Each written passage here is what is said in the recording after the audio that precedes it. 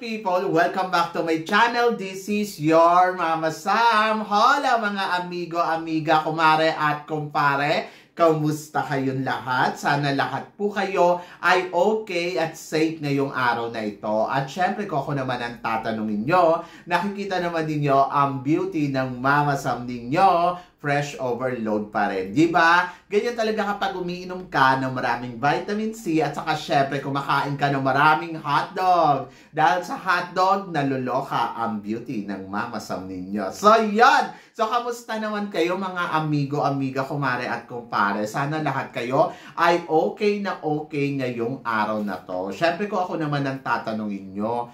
Ay nako, sobrang saya ng Monday ko kanina dahil alam mo yon, kanina nagkita-kita uli kami ng mga co-teacher ko after ng weekend. So, yung last meet namin kasi syempre nung Friday. So, masaya naman kami at nag-inuman pa nga kami nung gabi, di ba? Tapos, ayun, kanina may pasalubong si PE teacher na dalandan. Naloka ako kasi binigyan niya ako ng 2 kilong dalandan na nakakaloka. Ang sarap kainin.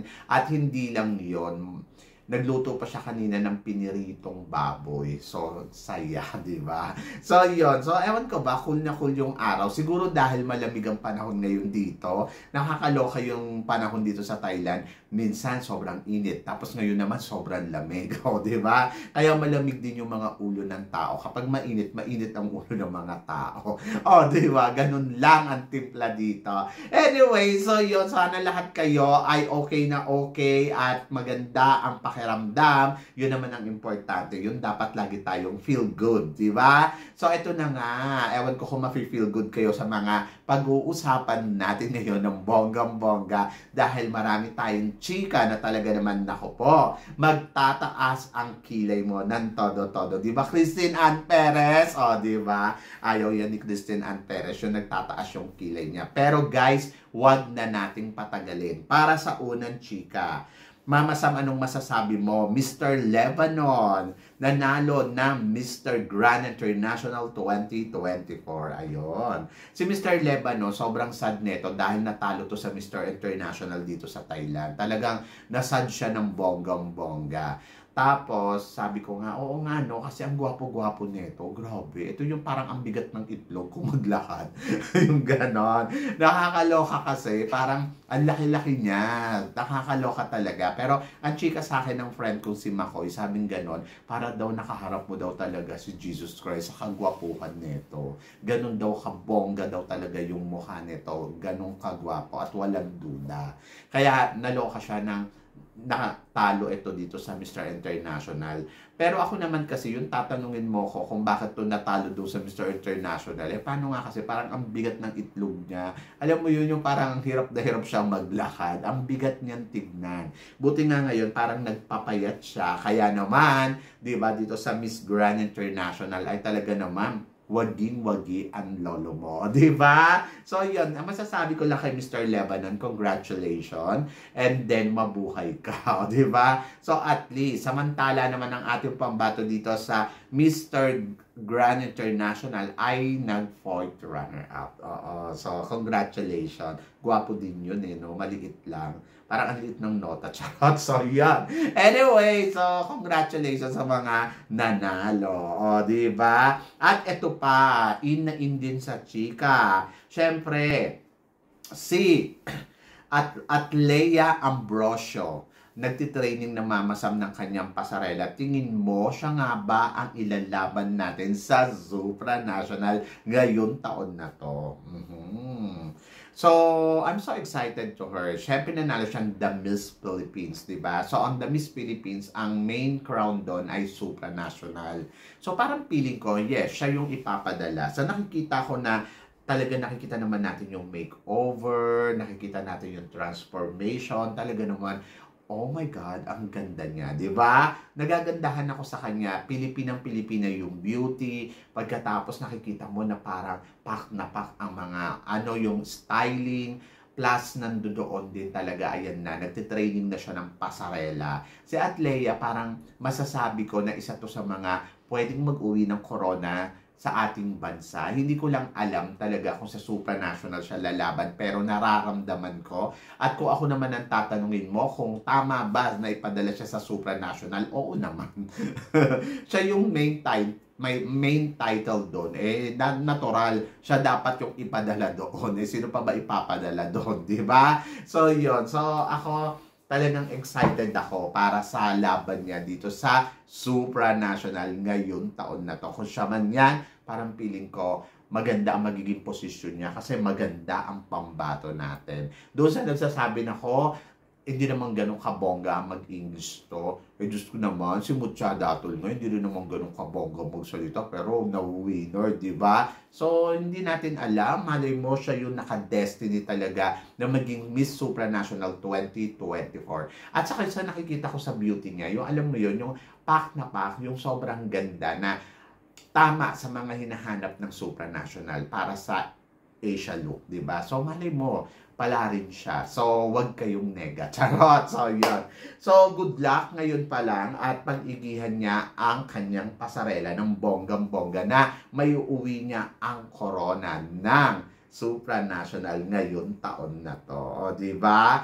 At ito nga, Mama Sam, syempre, ang Reyna Hispano sa ating pambato na si Michelle Arceo ay inirampa na ang kanyang national costume. Ang kanyang national costume, Mama Sam, ay tinatawag na Carnival del Mar. Anong masasabi mo sa pasabog ni Michelle Arceo para sa kanyang national costume? Mardi Gras yung dating nyo. Alam mo yun, yung bagay na bagay sa competition ng Reyna Hispano-Americana. Nakita naman natin na talaga namang nilalaban niya ang Pilipinas. To be honest, guys, ang hindi ko lang sure kung ano talaga ang mararating niya dito. Pero isa sa mga nakikita ko na talaga namang pack na pack, ayan yung sinasabi ko na hindi mo naman kailangan maging gigil na gigil eh. Ang dapat mong gawin ay mag-enjoy ka. Kung para sa'yo to, para sa'yo to. Diba? Kahit naman tumambling ka dyan ng bonggang-bongga, kung hindi para sa'yo yan, hindi mangyayari yun. Ayun lang ang masasabi ko. Kasi may mga panahon talaga, may mga bagay na itinakda. So, hindi ko alam kung siya na yung magiging susunod nating Reyna Hispano-Americana mula sa labanan na to. Kasi di ba ang una nga si Winwin. So, I hope na siya yon. And then, nakikita naman natin na ginagawa niya ang kanyang makakaya, yung kanyang best dito sa competition. At plus, nakikita ko dito kay Michelle Arceo na talaga naman ini-enjoy niya. Malayo yung mararating niya dito sa pageant. I think papalo naman to ng semifinals. And then, mali mo, makarating siya hanggang sa dulo ng laban. Di ba? Hindi natin alam. Basta, laban lang kasi nakikita naman natin yung best. Nakikita naman natin na ginagawa niya yung kanyang makakaya dito sa competition ng Reyna Hispano-Americana 2024.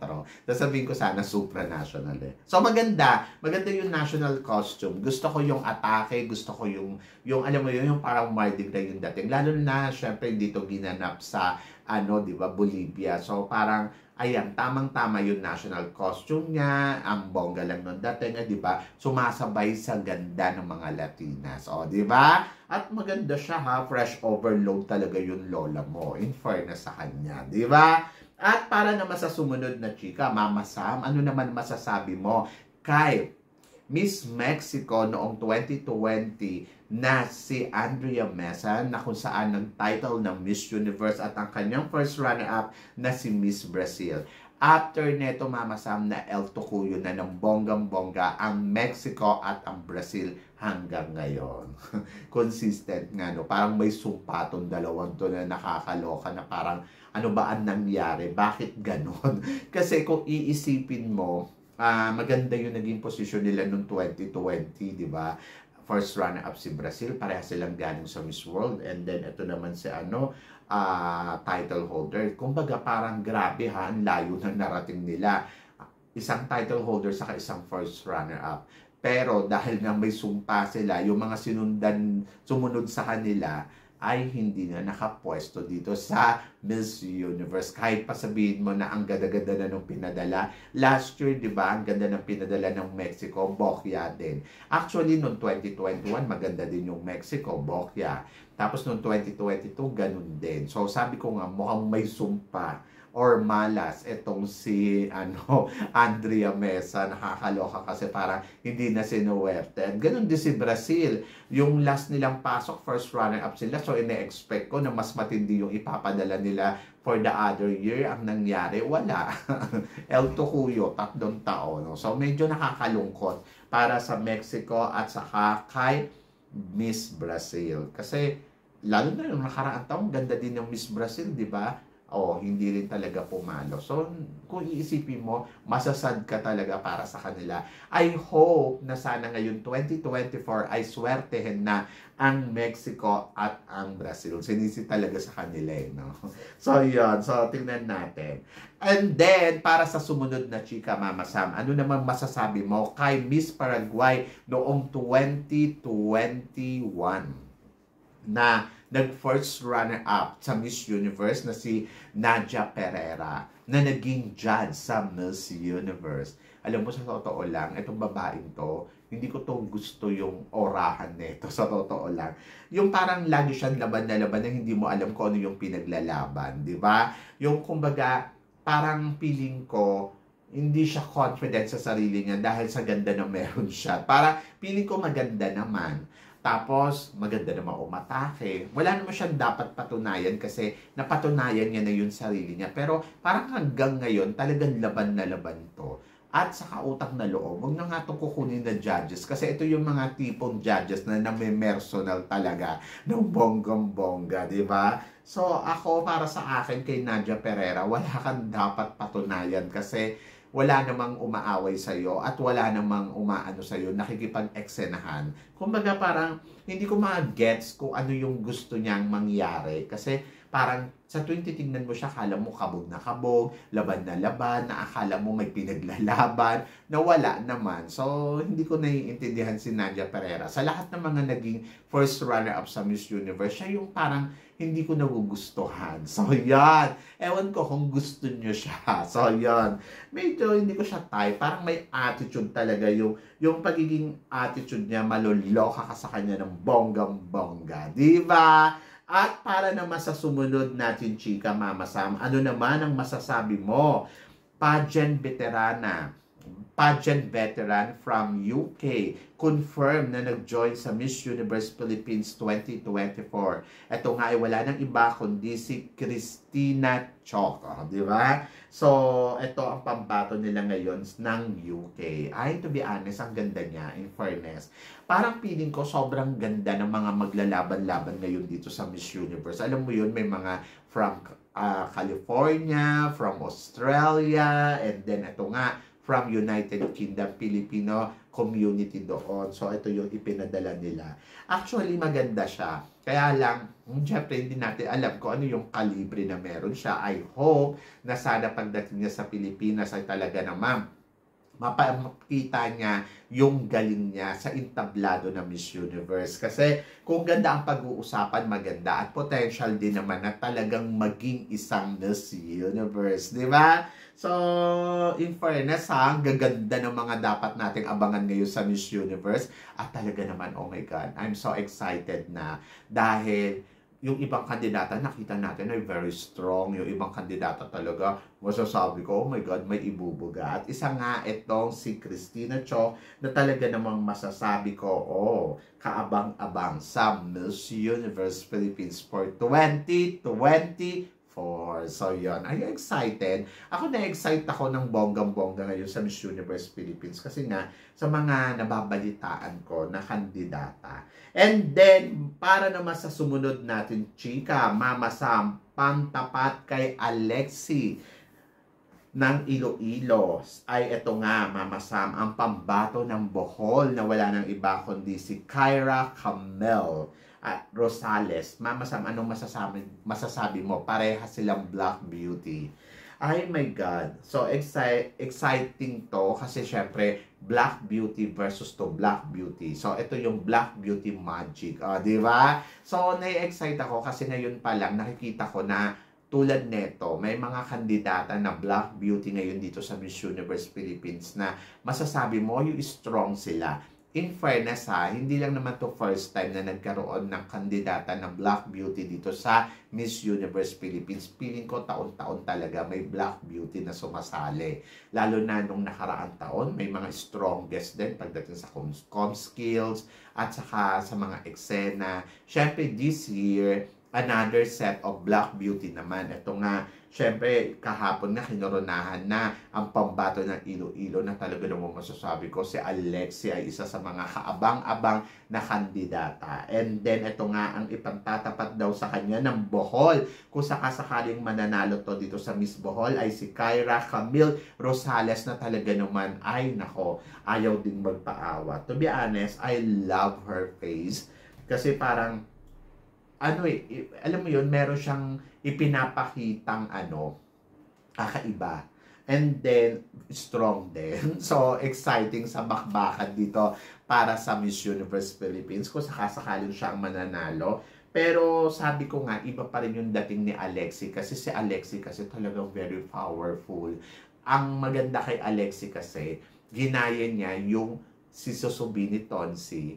Tapos, ayun. So, very powerful yung dating niya talaga dito sa Miss Iloilo. I hope na madala to ni Alexi talaga dito sa Miss Universe Philippines. Di ba? Yung pagiging powerful niya na napanood natin dito sa Iloilo.